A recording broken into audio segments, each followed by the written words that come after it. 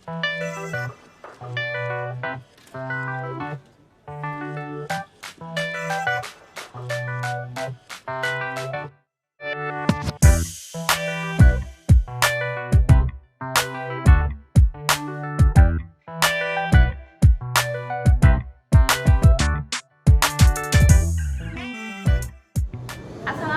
warahmatullahi wabarakatuh.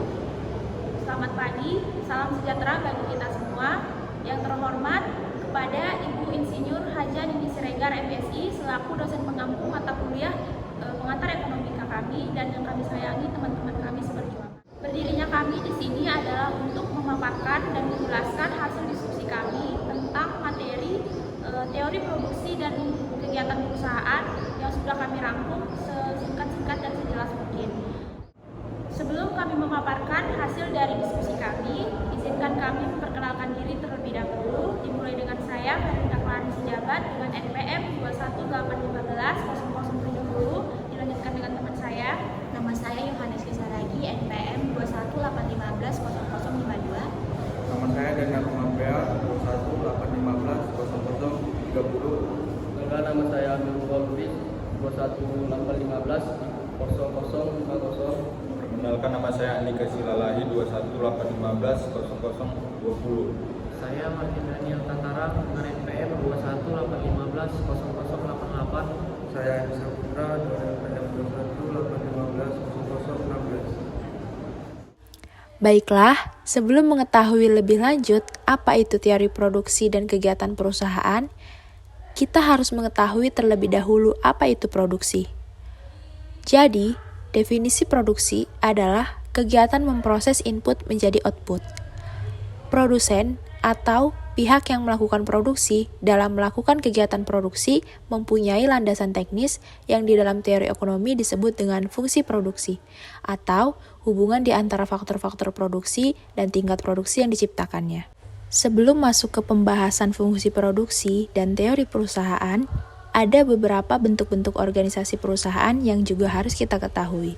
Dalam organisasi perusahaan, itu ada 6 jenis perusahaan, yaitu yang pertama, perusahaan perseorangan, yang kedua firma atau perkongsian, yang ketiga perseroan komanditer atau CV, yang keempat ada perseroan terbatas atau PT, yang kelima perusahaan milik negara, dan yang terakhir ada koperasi.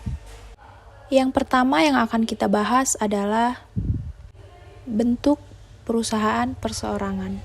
Jadi, perusahaan perseorangan tentu dikelola oleh perseorangan, memiliki ciri-ciri atau jenis, banyak yang tidak berbadan hukum. Yang ketiga ada jumlahnya sangat banyak, tetapi sumbangan produksi secara nasional itu kecil. Dan yang keempat itu pemiliknya mempunyai kebebasan yang tidak terbatas atas usahanya. Jadi, pemilik mempunyai memiliki kebebasan yang tidak terbatas untuk usahanya, mulai dari inovasi, jenis usaha, dan sebagainya.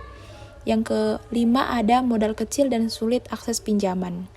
Nah, walaupun seperti itu, perusahaan perseorangan juga memiliki kebaikan dan keburukan atau kelemahan dan kelebihan. Kebaikan dari perusahaan perseorangan yaitu yang pertama, pemilik bebas mengambil keputusan. Seperti yang tadi saya katakan, pemilik mempunyai kebebasan atas apapun yang ada dalam usaha. Yang kedua, seluruh keuntungan perusahaan menjadi hak milik perusahaan karena tidak ada orang ketiga dalam campur tangan usaha. Yang ketiga, ada rahasia perusahaan terjamin. Nah, di antara kebaikan tersebut, keburukan dari perusahaan perseorangan adalah tanggung jawab pemilik tidak terbatas. Jadi, selain kebebasan dalam pengambilan keputusan, tanggung jawab pemilik juga tidak terbatas. Yang kedua, sumber keuangan perusahaan terbatas. Sehingga pemilik perusahaan mempunyai modal yang relatif kecil dalam menjalankan usaha. Yang selanjutnya adalah kelangsungan hidup perusahaan kurang terjamin. Yang terakhir adalah seluruh aktivitas manajemen dilakukan sendiri sehingga pengelolaan manajemen menjadi kompleks. Nah, yang selanjutnya adalah firma atau perkongsian. Berbeda seperti perusahaan perseorangan, firma ini dimiliki oleh beberapa orang, dan modalnya itu dikumpulkan dari anggota firma. Setiap anggota bertanggung jawab atas firma tersebut. akses pinjaman relatif lebih mudah.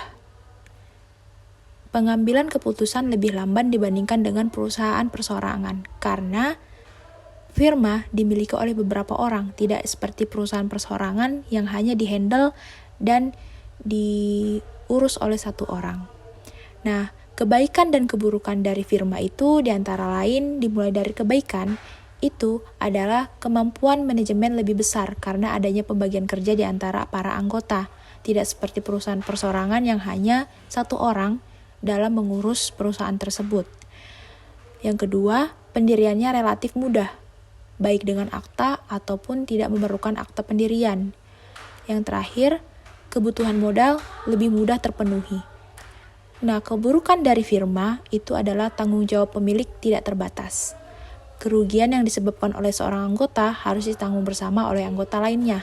Jadi, jika ada kerugian dalam suatu usaha, firma atau perkongsian, itu kerugian yang disebabkan oleh suatu orang anggota, salah satunya, itu harus ditanggung oleh anggota keseluruhan bersama-sama. Nah, yang terakhir, kelangsungan hidup perusahaan tidak menentu. Yang selanjutnya yaitu perseroan komanditer atau CV. A. Kerjasama berusaha bersama antara dua orang atau dengan akta otentik sebagai akta pendirian yang dibuat di hadapan notaris yang berwenang. B. Para pendiri perseroan komanditer terdiri dari persero aktif dan persero pasif. Yang membedakan adalah tanggung jawab dalam perseroan. Adapun kelebihan dan kekurangan dari CV, yaitu kelebihannya yang pertama, kemampuan manajemen lebih besar. Yang kedua, proses pendirian relatif mudah. Yang ketiga, modal yang dikumpulkan bisa lebih besar. Yang keempat, mudah memperoleh kredit. Adapun kekurangannya yaitu yang pertama, sebagian sekutu yang menjadi persero aktif memiliki tanggung tidak terbatas. Yang kedua, sulit menarik kembali modal. Yang ketiga, kelangsungan hidup perusahaan tidak menentu. Selanjutnya, perseroan terbatas atau PT. A. Produksi dan penjualannya mendominasi perekonomian secara nasional. B. Relatif sangat mudah memperoleh pinjaman. C. Modal bisa berasal dari penjualan surat berharga atau saham. D. Pemilik dan pengelola merupakan dua pihak yang terpisah. E. Berdasarkan jenis perseroan, maka perseroan terbatas dibagi menjadi PT non-fasilitas umum atau PT biasa, PT fasilitas PMA, PT fasilitas PMDN, PT persero BUMN, dan PT perbankan, PT lembaga keuangan non-perbankan, dan PT usaha khusus. F. Berdasarkan penanaman modalnya, jenis perseroan terbatas dibagi menjadi: yang pertama, perseroan terbatas dalam rangka penanaman modal asing atau PT PMA. Yang kedua, perseroan terbatas dalam rangka penanaman modal dalam negeri atau PT PMDN. Yang ketiga, perseroan terbatas yang modalnya dimiliki oleh warga negara Indonesia atau Badan Hukum Indonesia atau PT Swasta Nasional. Yang keempat, PT Perseroan BUMN, perseroan terbatas yang telah go publik atau PT go publik, yaitu perseroan yang sebagian modalnya dimiliki publik dengan jalan membeli saham lewat pasar modal atau capital market melalui bursa-bursa saham. Selanjutnya, perseroan terbesar atau PT. Adapun kelebihan dan kekurangannya, kelebihan yang pertama yaitu pemegang saham bertanggung jawab terbatas terhadap utang-utang perusahaan. Yang kedua, mudah mendapatkan tambahan dana atau modal, misalnya dengan mengeluarkan saham baru. Yang ketiga, kelangsungan hidup perusahaan lebih terjamin. Yang keempat, terdapat efisiensi pengelolaan sumber dana dan efisiensi pimpinan, karena pimpinan dapat diganti sewaktu-waktu melalui rapat umum pemegang saham. Yang kelima, kepengurusan perseroan memiliki tanggung jawab yang jelas kepada pemilik atau pemegang saham. Yang keenam, diatur dengan jelas oleh Undang-Undang Perseroan Terbatas serta peraturan lain yang mengikat dan melindungi kegiatan perusahaan. Kekurangannya yaitu yang pertama, merupakan subjek pajak tersendiri dan dividen yang diterima pemegang saham akan dikenakan pajak. Yang kedua, kurang terjamin rahasia perusahaan karena semua kegiatan harus dilaporkan kepada pemegang saham. Yang ketiga, proses pendiriannya membutuhkan waktu lebih lama dan biaya yang lebih besar daripada CV. Selanjutnya, perusahaan milik negara. A. Pengelolaannya sama seperti perseroan terbatas. B. Modal dimiliki oleh negara. C. Pengurusan perusahaan diangkat dan diberhentikan oleh pemerintah. D. Jenis usahanya biasanya menghasilkan produk yang sangat penting atau pokok bagi masyarakat. E. Kadang-kadang usahanya bersaing langsung dengan swasta. Adapun kelebihan dan kekurangan dari perusahaan milik negara, kelebihannya yang pertama yaitu memiliki sumber perdanaan yang relatif besar dari swasta. Yang kedua, tidak terdapat monopoli dari pihak swasta. Yang ketiga, mampu menjalin kerjasama baik dengan koperasi maupun swasta, nasional hingga internasional. Yang keempat, segala prasarana umum akan difasilitasi oleh negara. Adapun kelemahannya yaitu yang pertama, sering mengalami kerugian karena sifat usahanya yang mengutamakan kepentingan publik daripada pertimbangan ekonomi. Yang kedua, jika memiliki modal yang berasal dari pinjaman luar negeri dan sulit dibayar, maka utang tersebut akan menjadi utang negara dan akan membebani negara. Koperasi. A. Tujuan utamanya tidak untuk memperoleh keuntungan tetapi meningkatkan kesejahteraan anggota. B. Modal berasal dari anggota. C. Kekuasaan tertinggi ada pada rapat anggota. D. Usaha meliputi 3 jenis produksi, konsumen dan perekreditan. Kebaikan. Mengutamakan kepentingan anggota. Anggota koperasi berperan sebagai produsen dan konsumen. Setiap anggota memiliki hak suara yang sama, memiliki kemudahan dan mendapatkan modal usaha. Besarnya simpanan wajib dan simpanan pokok tidak memberatkan anggota, meningkatkan kesejahteraan anggota bukan untuk mencari keuntungan. Keburukan. Rendahnya kesadaran berkoperasi pada anggota, memiliki daya saing yang lemah, kurangnya kemampuan tenaga profesional dan pengelolaan koperasi. Selanjutnya, perusahaan ditinjau dari sisi teori ekonomi. 1. Tidak dibedakan atas kepemilikannya, jenis usahanya maupun skalanya. 2. Terfokus pada bagaimana memperoleh keuntungan yang maksimum. Selanjutnya, tujuan perusahaan. 1. Memenuhi kebutuhan masyarakat umum. 2. Meningkatkan volume penjualan. 3. Menjaga stabilitas politik. 4. Memaksimumkan keuntungan. Selanjutnya, cara mencapai keuntungan maksimum. 1. Komposisi faktor produksi yang bagaimana perlu digunakan untuk menciptakan tingkat produksi yang tinggi. 2.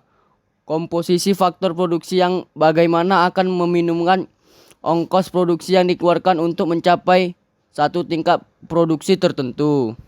Selanjutnya, terminologi perusahaan dalam teori produksi dari sudut ekonomi. Yang pertama, fungsi produksi. 2. Biaya produksi minimum dan cara memaksimumkan keuntungan. 3. Teori produksi dalam ilmu ekonomi sederhana. 4. Jangka waktu analisis. 5. Faktor-faktor produksi. 6. Konsepsi dari suatu fungsi produksi. Dan yang ketujuh, perusahaan dan industri. Fungsi produksi. Fungsi produksi menunjukkan sifat hubungan antara faktor-faktor produksi atau input dan tingkat produksi yang diciptakan atau output. Q sama dengan F atau KLRT, di mana Q sama dengan output, K adalah modal, L adalah tenaga kerja, R adalah kekayaan alam, dan T adalah teknologi. Fungsi biaya produksi yang minimum dan cara memaksimumkan keuntungan. Yang pertama, hal yang dipertimbangkan produsen dalam meminimumkan biaya produksi. A. Besarnya pembayaran untuk faktor produksi tambahan atau marginal cost. Dan B. Besarnya tambahan hasil penjualan yang diakibatkan oleh tambahan faktor produksi tersebut. Prinsip produsen. Mengambil unit tambahan faktor produksi yang biaya per rupiah akan menghasilkan tambahan nilai penjualan yang paling maksimum. 2. Cara memaksimumkan keuntungan. Keuntungan yang memaksimumkan dicapai apabila perbedaan antara hasil penjualan dan biaya produksi mencapai tingkat yang paling besar. Masalah pokok yang harus dipecahkan produsen adalah: yang pertama, komposisi faktor produksi yang bagaimana perlu digunakan untuk mencapai tingkat produksi yang tinggi. Yang kedua, komposisi faktor produksi yang bagaimana meminimumkan biaya produksi yang dikeluarkan untuk mencapai suatu tingkat produksi tertentu. Produksi perlu memperhatikan yang pertama, besarnya pembayaran kepada faktor produksi tambahan yang akan digunakan, dan yang kedua, besarnya pertambahan hasil penjualan yang diwujudkan oleh faktor produksi yang ditambah tersebut. Teori produksi dalam ilmu ekonomi sederhana, yaitu output plus labor. Q sama dengan F atau L, fungsi produksi dengan suatu input variabel, tunduk pada law of diminishing return. Suatu macam input atau labor, penggunaan terus ditambah sebanyak 1 unit, sedangkan output input yang lain konstan. Pada mulanya, produksi total akan semakin banyak di pertambahannya. Tetapi, ketika mencapai tingkat tertentu, produksi tambahan tersebut semakin menurun dan akhirnya akan mencapai nilai negatif. Teori produksi menyebutkan bahwa kepuasan produsen diperoleh dengan memaksimumkan keuntungan produksi atau maximization of profit. Teori produksi dalam ilmu ekonomi sederhana. Dalam ilmu ekonomi, teori produksi dalam analisis dibedakan pada 2 pendekatan, yaitu yang pertama, teori produksi dengan satu faktor berubah. Teori produksi menggambarkan tentang hubungan antara tingkat produksi suatu barang dengan jumlah tenaga kerja yang digunakan untuk menghasilkan berbagai tingkat produksi barang tersebut. Dengan demikian, dalam analisis faktor-faktor lainnya dianggap tetap. Yang kedua, teori produksi dengan 2 faktor berubah. Teori produksi menggambarkan tentang hubungan antara tingkat produksi suatu barang dengan 2 jenis faktor produksi atau tenaga kerja dan modal dapat diubah yang digunakan untuk menghasilkan berbagai tingkat produksi tersebut. Jangka waktu analisis. Yang A, jangka pendek, yaitu jangka waktu di mana terdapat sebagian faktor produksi yang jumlahnya dianggap tetap. Contoh fixed input, yaitu tanah, bangunan, mesin. Yang B, jangka panjang, yaitu jangka waktu di mana semua faktor produksi bersifat variabel. Contoh, jumlah alat-alat produksi dapat ditambah, penggunaan mesin-mesin dapat dirombak dan ditingkatkan efisiensinya. Jenis-jenis komoditas baru dapat dihasilkan. Yang C, jangka sangat panjang atau very long run, teknologi berubah dan biasanya tidak hanya membicarakan satu fungsi produksi saja. Faktor-faktor produksi. Yang pertama, tanah dan sumber alam. Faktor produksi yang disediakan alam meliputi tanah, berbagai jenis barang tambang, hasil hutan dan sumber alam lainnya yang dapat dijadikan modal. Kekayaan alam meliputi yang A, tanah dan keadaan iklim, B, kekayaan hutan, C, kekayaan di bawah tanah atau bahan pertambangan, D, kekayaan air sebagai sumber tenaga penggerak untuk pengangkutan, sebagai sumber bahan makanan atau perikanan, sebagai sumber pengairan, dan lain-lain. Yang kedua, tenaga kerja. Tenaga kerja adalah semua yang bersedia dan sanggup bekerja. Faktor produksi berupa tenaga kerja ini adalah manusia atau SDM yang mempunyai keahlian dalam dan keterampilan yang dibedakan 3 golongan, yaitu yang pertama, tenaga kerja kasar adalah tenaga yang tidak berpendidikan atau berpendidikan rendah dan tidak memiliki keahlian dalam satu bidang pekerjaan. Contohnya tukang sapu jalan, kuli bangunan, dan lain-lain. Yang kedua, tenaga kerja terampil adalah tenaga kerja yang memiliki keahlian dari pelatihan atau pengalaman kerja. Contohnya montir mobil, tukang kayu, perbaikan TV, dan lain-lain. Yang ketiga, tenaga kerja terdidik adalah tenaga kerja yang memiliki pendidikan cukup tinggi dan ahli dalam bidang tertentu.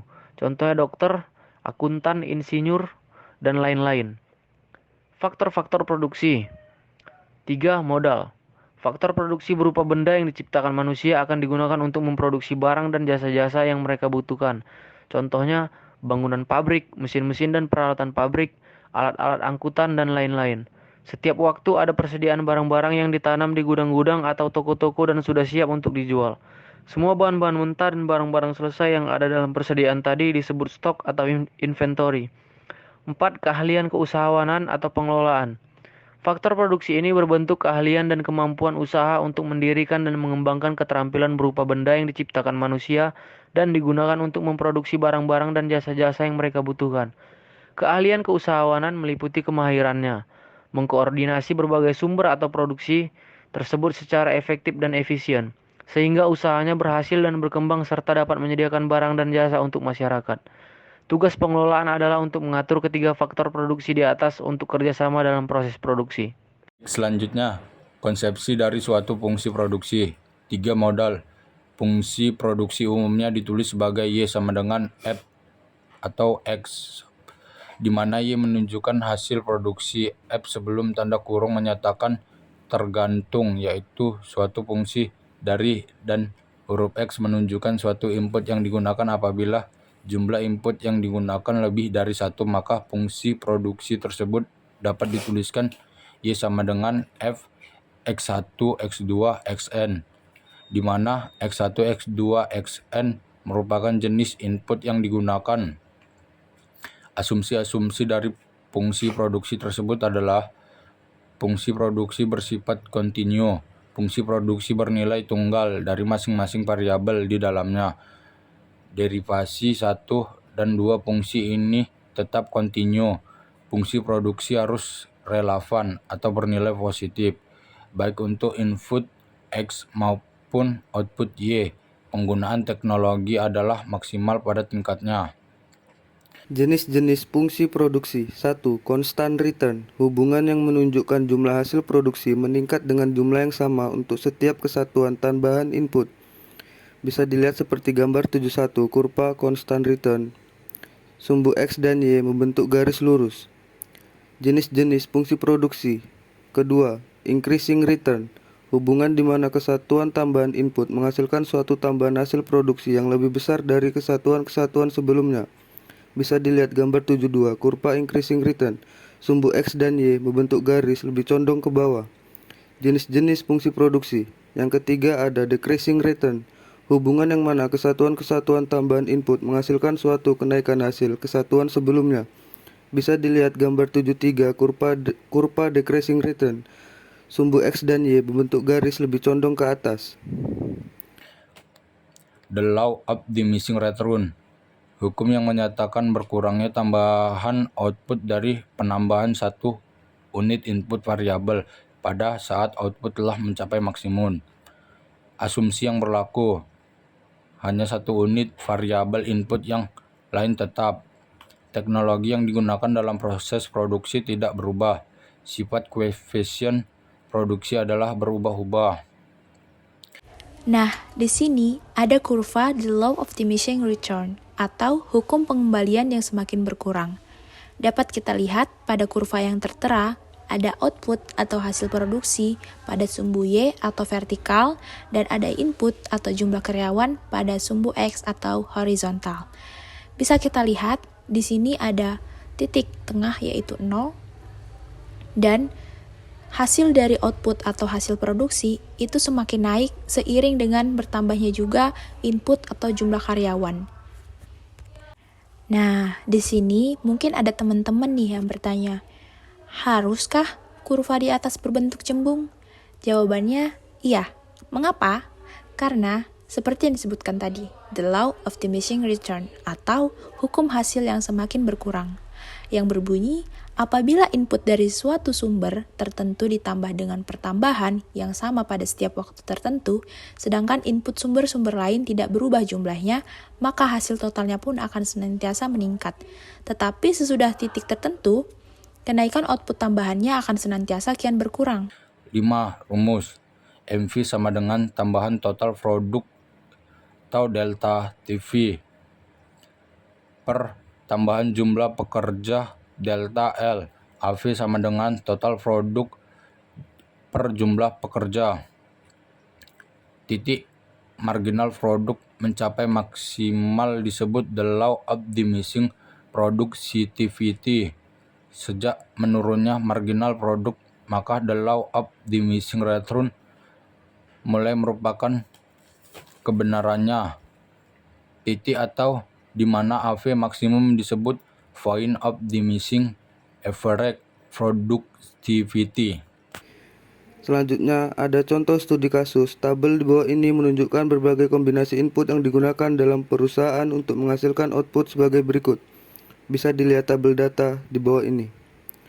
Kemudian dari tabel data terbentuklah kurva isokuan seperti gambar di bawah ini.